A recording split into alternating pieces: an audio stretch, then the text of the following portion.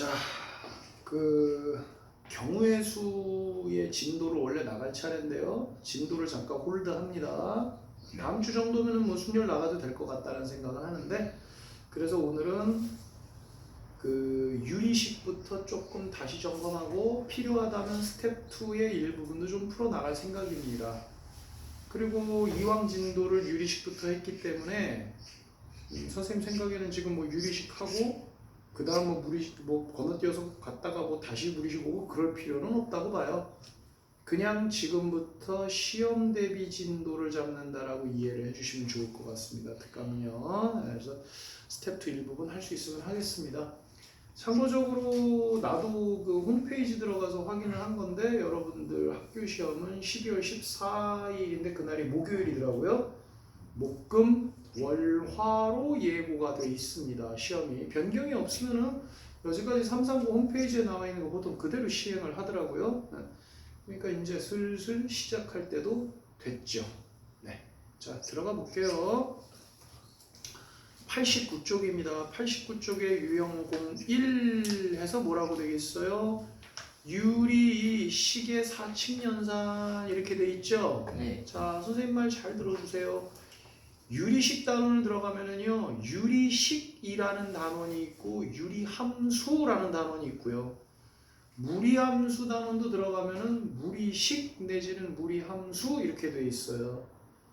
그러면 유리식, 무리식을 한 묶음으로 보셔야 되고요.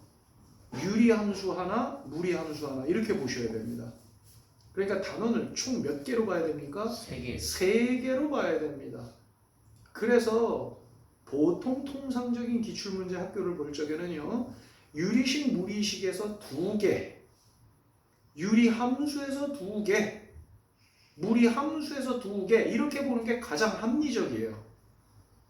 그럼 이제 함수 단원에서 한 4개 정도, 그리고 경우의 수에서 좀 많이 잡으니까 남는 거 다 털어내니까 10개 이렇게 되나요? 그럼 이제 그걸 약간 밀고 땡기고 문제 개수를 조절을 할 수는 있어요. 근데 유리식, 무리식을 합쳐가지고 3개 된다 그러면 그거 꽤 많이 내는 거예요. 가능성은 있죠. 학교에서 내고 싶으면 내는 건데, 어쨌든 유리식, 무리식은 좀 대표 문제로 이 문제 위주로 정확하게 푼다, 이렇게 좀 전략적으로 가셔야 돼요. RPM만 칼같이 풀 수 있으면은 유리식, 무리식은 크게 문제가 없을 거라고 말씀을 드립니다. 여기 다 해봤죠? 유리식, 무리식? 네. 어디가 좀 더 까다롭습니까? 아마도 학생들 입장에서는 무리식이 더 까다로울 거예요. 다슬기가 아닌데? 라는 표정을 짓는 학생이 있는데요. 그러면 그거는 중3 때 무리식 기본이 잘 돼 있는 사람이에요. 무리식은요, 사실 중3 거랑 내용이 다를 바가 없어요. 까놓고 얘기하면. 근데 거기 나와 있는 무리식이 여러분들 중3 때 나왔으면 난이도 최고 난도급이에요. 거의 다. 대입해서 관계식 조절해야 되는 거니까. 그러니까 그 정도 급으로 연습하고 문자화식 조절이 잘 되고 완전 제곱 특히 잘 봐야 되죠. 무리식에서는요. 그게 잘 되는 학생은 무리식이 별로 어렵다고 생각하지 않습니다. 그리고 오히려 유리식은 그냥 그런데 무리식이 어려워라고 얘기하는데, 지금 반응이 일부 학생도 나오고 있지만 공부가 기본이 된 학생이라면 무리식이 할 게 많은 게 아니라 유리식이 할 게 많다라는 반응이 원래는 정상이에요. 참고 삼아서 알아두시기 바랍니다. 그러니까 그거 다 제대로 공부하려면 시간이 상당히 많이 걸린다는 거죠. 선생님 지금 뭐에 대해서 얘기하고 있어요? 유무리식의 처리 대처 방법에 대해서 얘기하고 있어요. 근데 이거를 시험이 한 달 남아, 4주 남아, 3주 남아, 2주 남았는데도 유무리식을 갖다 기본을 안 쌓인 상태로 냅두잖아요? 그러면 이거 할 수도 없고 안 할 수도 없는 상태가 돼요. 유무리식이 딱 그래요. 루트 계산 나왔다 이거야. 막 복잡한 거 나왔다 이거야. 보면 할 수 있을 것 같아. 근데 복잡해. 이게 안 할 수도 없고 할 수도 없고 한 상황이거든. 그때 되면 한참 경우의 수 막 외우고 있어야 돼요. 경우의 수 유형 외워있게. 이번에 관건이 그거예요, 여러분들 시험. 경우의 수 유형을 얼마나 잘 외우고 있느냐. 그리고 함수는 전체 다 해요. 절반만 있어요. 지금 시험 범위가. 표면상으로는 절반만이지만 내용은 함수 전체 다라고 봐야 된다고. 그러니까 유무리식에서 발목 묶이는 사람은요, 이거 시험이 이미 나가리 난 거랑 똑같더라고요. 일본 표현을 쓰면 안 되는데. 이게 이제 파토 난 거예요. 그것도 별로 좋은 표현인데. 끝장 난 거예요. 그러니까 유문식은 더 밀리기 전에 빨리 기본을 다져놔야 돼요.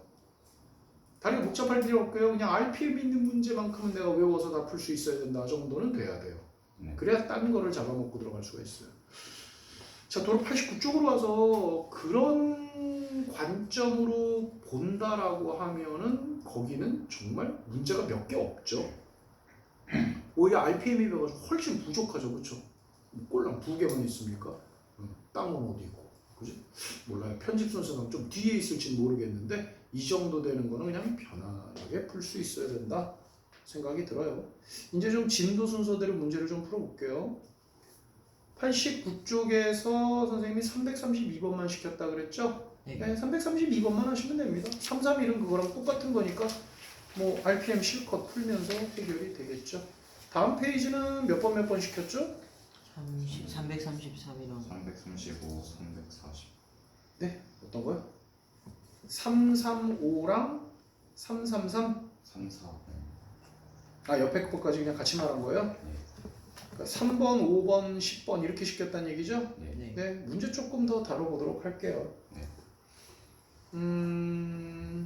334가 빈출이라고 돼 있는데 뭐 그건 쉬우니까 그건 여러분들이 알아서 하시고요.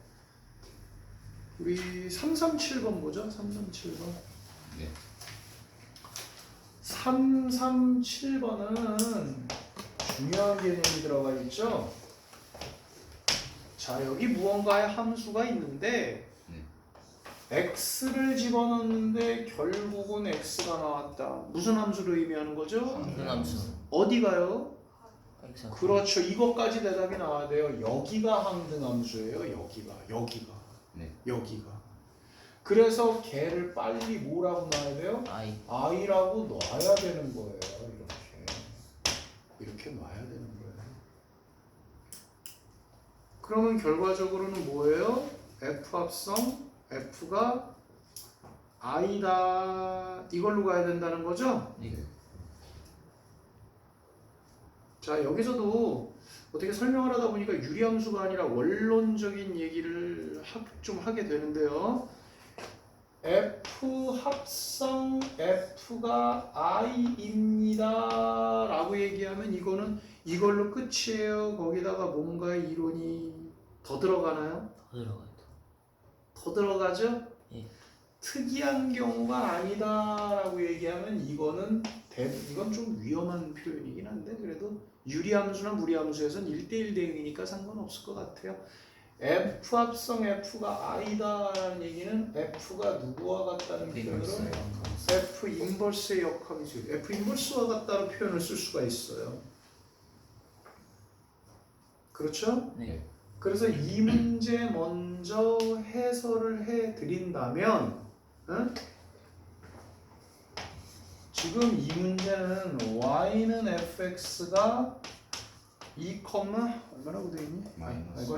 마이너스 2,1을 지납니다. 이렇게 해석이 되잖아요. 네. 이 유형 자체가 RPM에서도 매우 중요한 유형이에요. 역함수에 관한 언급이 없지만 역함수에 관한 언급을 만들어서 생각할 수만 있다면 요 유형이 나오면은 곧바로 붙는 게 뭐가 나와야 되냐? F 인버스 x가 몇 컴마 몇을 지난다라고 봐야 됩니까? 마이너스 2,1. 요것도 마이너스 2,1을 지납니다. 이렇게 해석을 하셔야 돼요. 네. 그래서 결과적으로는 뭘 쓰게 된다? F 마이너스 2는 1이다. 이것도 써야 되고 누구도 써야 돼요? F1은 마이너스. 마이너스 2도 써야 된다가 지금 안 가르쳤는데도 대답이 텄 나온 사람들은 일단은 함수 쪽 기본은 돼 있는 사람이에요. 그리고 그게 돼 있어야 되고요. 사실 지금 설명한 거는 왜냐도 필요가 없어요. 엄밀히 말하면 왜냐도 필요가 없어요. 그러니까 내용은 이거죠. y는 fx가 a, b를 지나는데 fx하고 f 인버스 x하고 같다라고 얘기하면 a, b만 대입이 가능한 게 아니라 모두 대입이 가능하죠? B, A를 대입이 가능하다. 네. 그러니까 지금 이 내용은 어떤 전제하에 나온 거예요? 요 전제하에 나온 거다라는 사실을 잊으면 안 돼요. 네. 얘에 의해서 나온 게 아니에요. 이거에 의해서 나온 거예요. 맞잖아요. 자리 바꾸면 쓸 수 있다는 거 알고 있는 게 이거에 의해서 나온 거예요. 여기까지가 기본이에요. 여기까지가 기본이에요. 자, 지금부터 설명하려는 건 조금 더 외적인 얘기입니다. 유리함수가 아니라 함수에 대한 얘기니까 한번 잘 듣고 판단을 해보세요. 이 문제 설명 끝났습니다. 네. 좀 다른 설명을 좀 한번 해볼게요. 그러면 여기다 씁니다. 좀 더 위에다 썼는데 키가 안 나. 여빈이 여기 손 한다지? 자, 우리가 문제에서 F가 F 인버스와 같다라는 표현이 나오면 그거를 F 합성 F는 I다. 즉 F의 FX라는 건 X입니다 라는 거를 사용하는 게 보통이에요. 이거는 어떤 관점이냐 하면은 요번에 여러분들 수행평가에서 한 가지 조심하셔야 될 게 역함수를 구하는 연습은 많이 하셔야 돼요. 네. 나올 가능성 상당히 농후합니다. 수행평가니까. 근데 그런 서술형 문제가 아닌다 하면은요, 역함수는 구하는 게 아니에요. 그걸 꼭 아셔야 돼요. 실전급 문제에서 역함수가 언급되는 것 치고 90% 이상은 역함수를 실제로 구하는 유형은 절대 없다는 거야. 그러니까 역함수는 기피 대상이에요. 일종의. 그게 기준이어야 돼요. 그게. 그러다 보니까 역함수의 표현을 쓰겠다 안 쓰겠다. 안 쓰겠다라는 게 기본 기조다라는 거면 이걸 굳이 어렵게 외울 필요는 없어요. 왜냐면 이게 성립되는 걸 아는 사람이라면 이거는 역함수 있고 이거는 역함수가 없고 그러니까 이걸 쓴다는 얘기야. 내가 1차 함수를 많이 비유하는데요. 1차 함수는 사실 이걸 쓰나 별 차이가 없어요. 1차니까. 그죠? 네. 근데 1차 함수도 어쨌든 역함수는 구해서 써야 되기 때문에 그래도 1차 함수도 이게 조금 더 번거로워요. 1차 함수가 하물며 이쪽이 번거로워진데 이쪽은 어떻게 써요? 복잡하겠죠. 그래서 쓴 게 아니에요 이거는. 네, 그래서 이쪽을 갖다가 우선한다, 역함수 나쁜 놈 이러겠다는 거예요. 그런데